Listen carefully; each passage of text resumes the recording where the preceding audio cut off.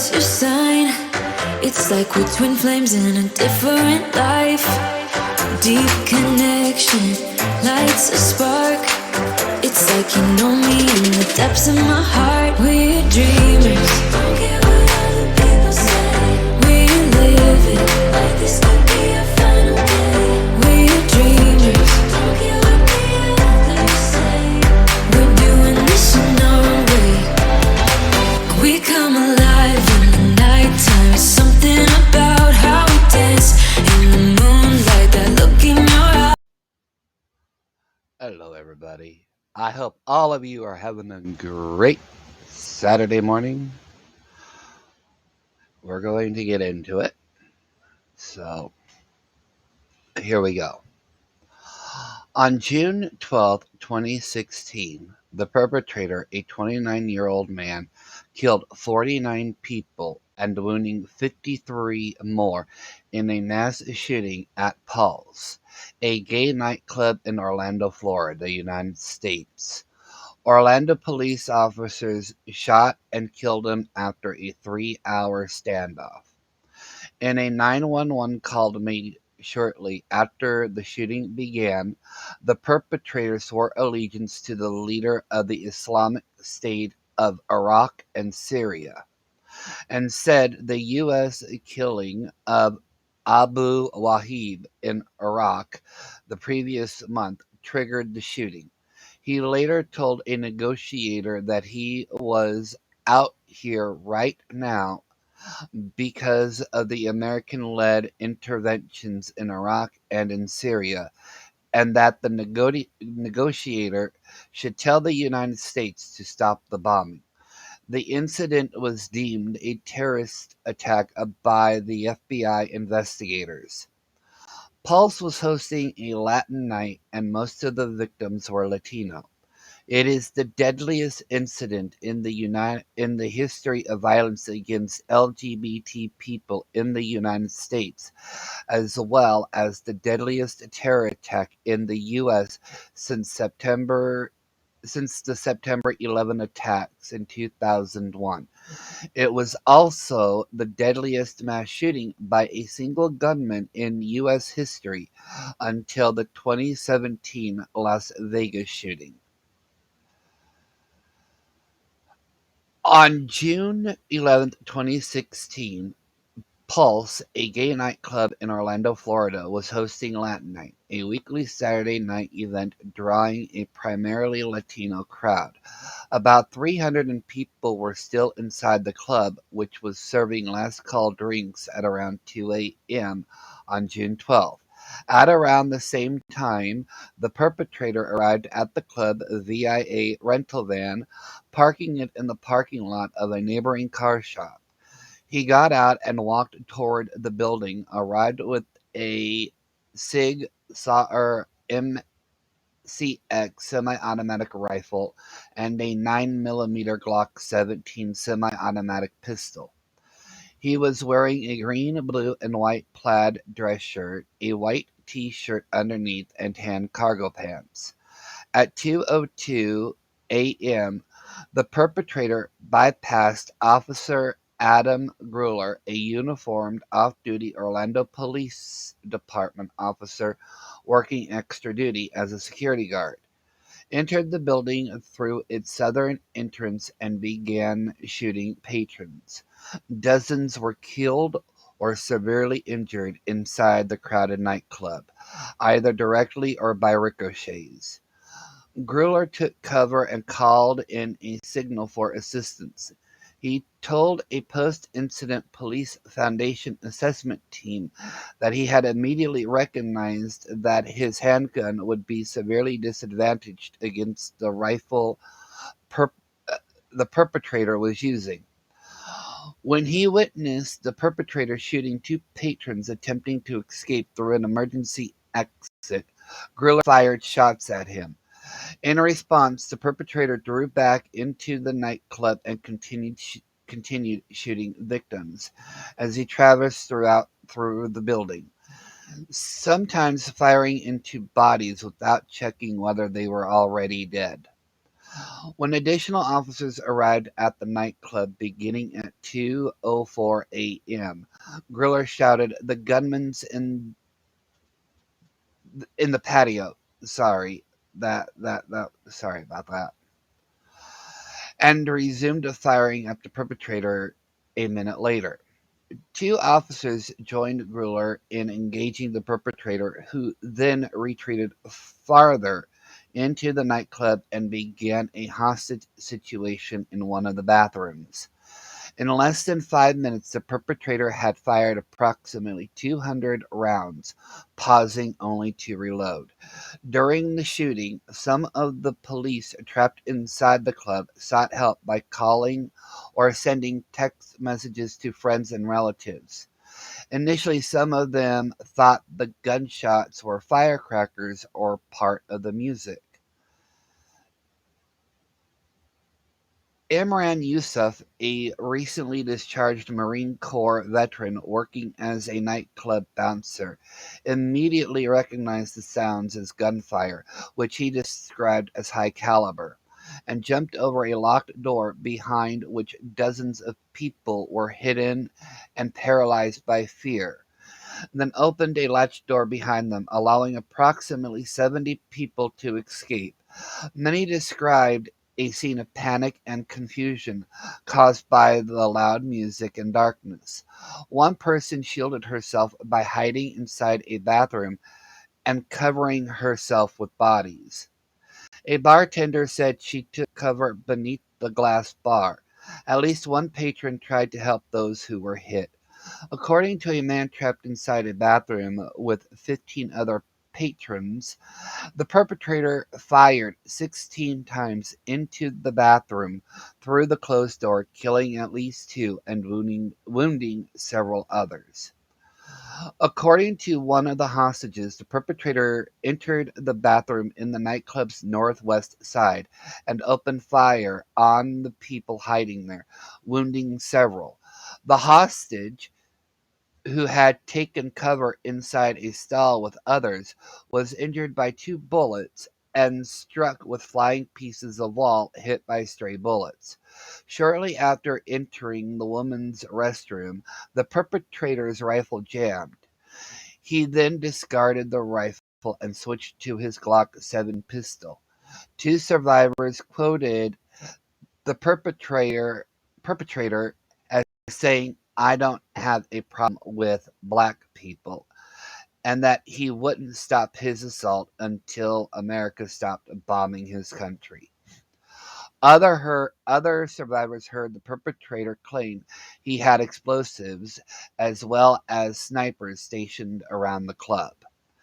Patrons trapped inside called or texted 911 to warn of the possible presence of explosives. In the next 45 minutes, about 100 officers from the OPD and the Orange County Sheriff's Office were dispatched to the scene.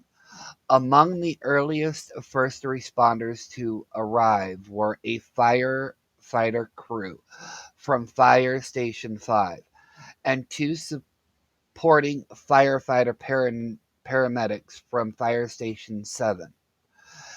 80 fire and emergency medical services personnel from the Orlando Fire Department were deployed during the entire incident. At 2:09 a.m., several minutes after the gunfire began, the club posted on its Facebook page, "Everyone get out of Pulse and keep running." At 2:22 a.m., the perpetrator placed a 911 call during which he mentioned the Boston Marathon bombers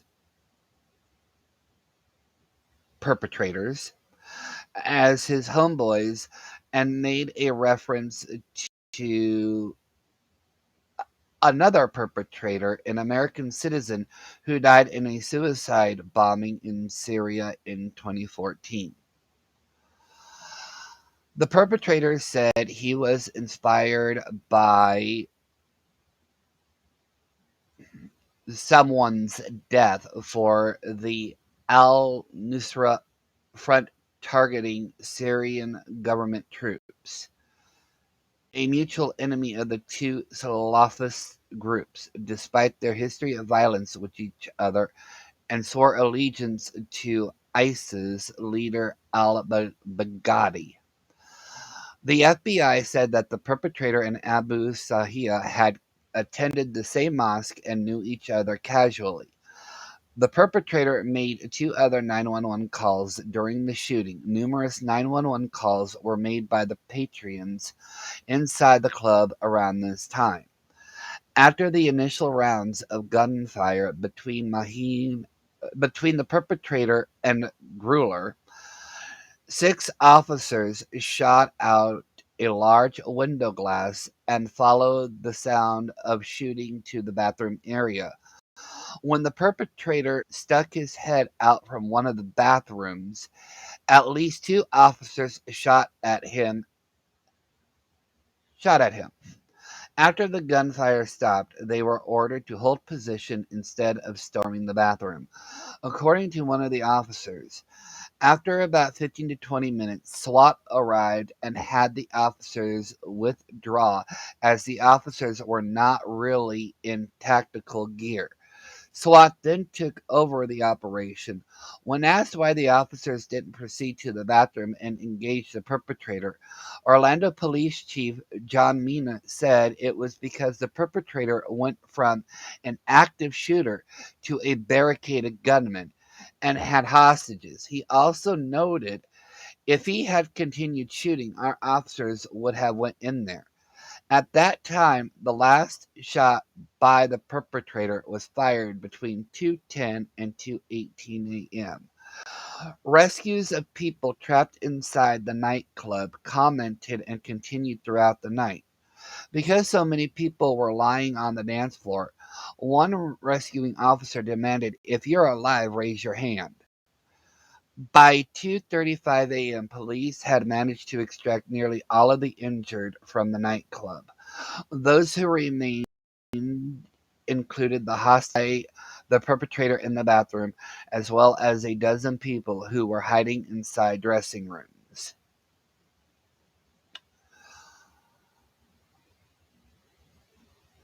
At 2:45 a.m., the perpetrator called News 13 of Orlando and said, "I'm the shooter. It's me. I am the shooter." He then said he was carrying out the shooting on behalf of ISIS and began speaking rapidly in Arabic. The perpetrator also said the shooting was triggered by a U.S. led bombing strike in Iraq that killed Abu Wahib, an ISIS military commander, on May 6th. A crisis negotiator was present as the perpetrator was held up inside and holding hostages. Officers initially believed he was armed with a suspicious device that posed a threat, but it was later revealed to be a battery that fell out of an exit sign or smoke detector. Police hostage negotiators spoke with the perpetrator by telephone 3 times between 2:48 and 3:27 a.m. He claimed during one of the calls that he had bombs strapped to his body. He also claimed that he had a vehicle in the parking lot with enough explosives to take out city blocks. At 3:58 a.m., the OPD publicly announced the shooting and confirmed multiple injuries. At 4:21 a.m., 8 of the hostages escaped after police had removed an air conditioning unit from an exterior wall.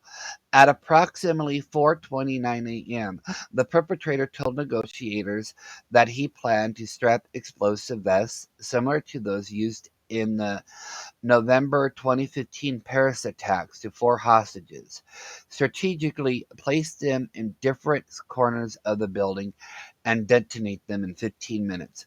OPD officers then decided to end negotiations and prepared to blow their way in. At around 2:30 a.m., the perpetrator's wife, after receiving a call from her mother at approximately 2 a.m. asking where her husband was, sent a text message to the perpetrator asking where he was. The perpetrator texted back asking her if she had seen the news.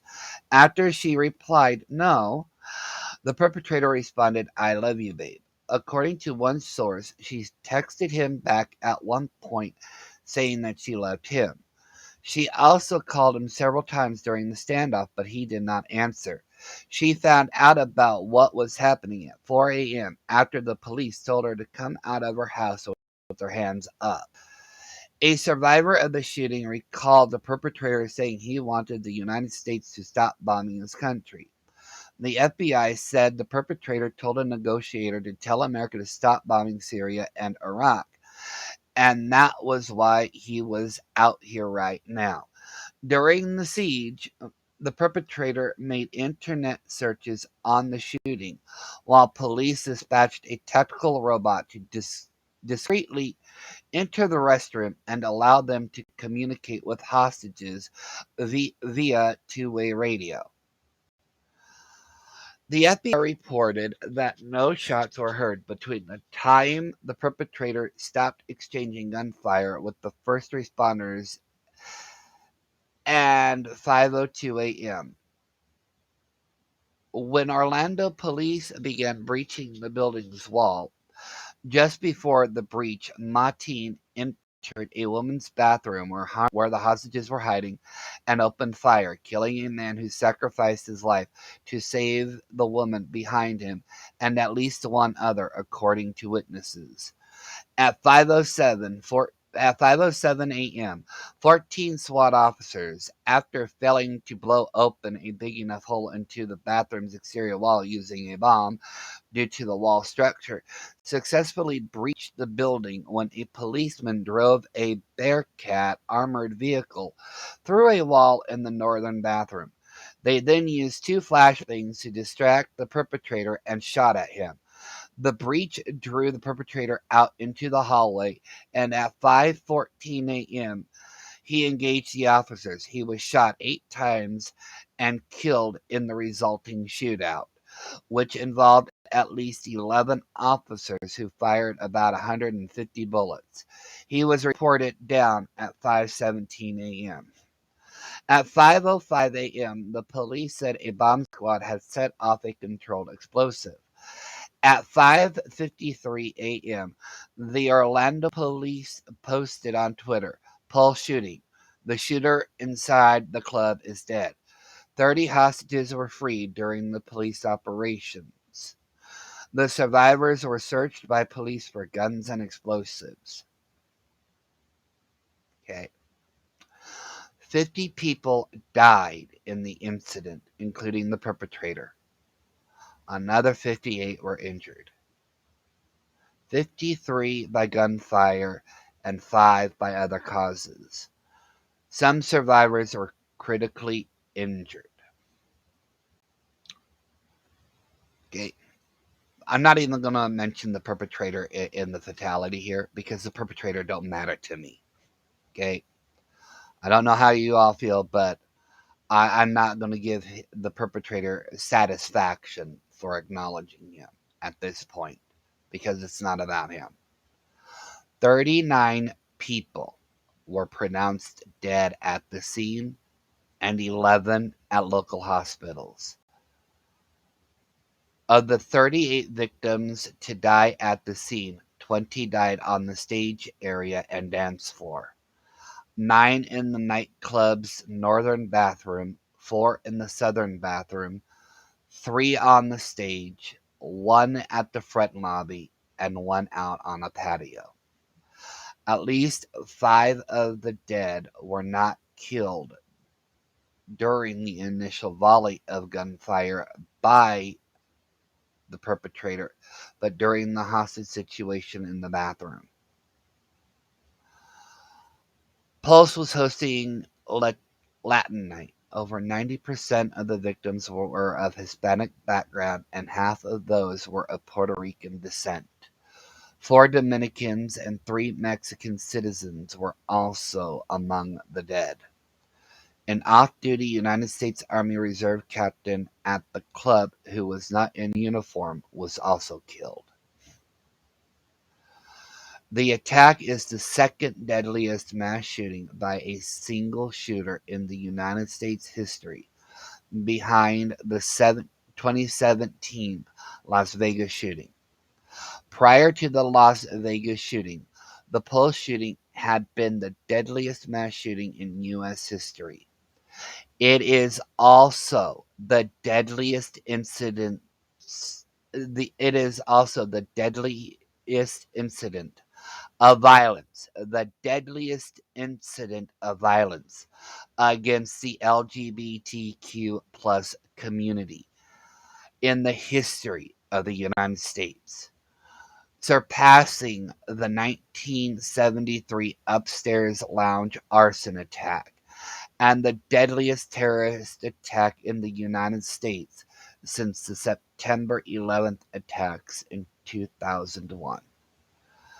The names and ages of the victims were confirmed by the city of Orlando after their next of kin had been notified. These these are the names. Remember their names. Look them up and remember their faces. These were sons, brothers, sisters of someone's family. They're not a statistic. Remember their names.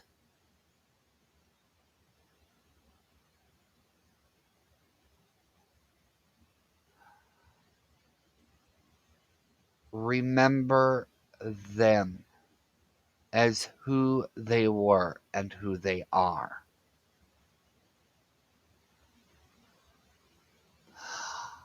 I hope you enjoyed this video. Please remember to share it and like it.